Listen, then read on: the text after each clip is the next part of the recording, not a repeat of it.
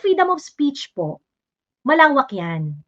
Hindi porket you feel bad, ay hindi na dapat i-exercise ang freedom of speech, okay? 'Pag nag-exercise ka ng freedom of speech, maraming spectrum of feelings and emotions yan.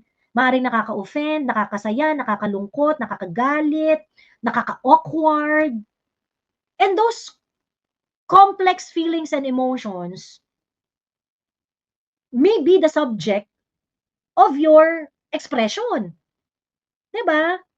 Hindi yan hindi lang ang freedom of speech ay hindi lang para sa kalugod-lugod, okey?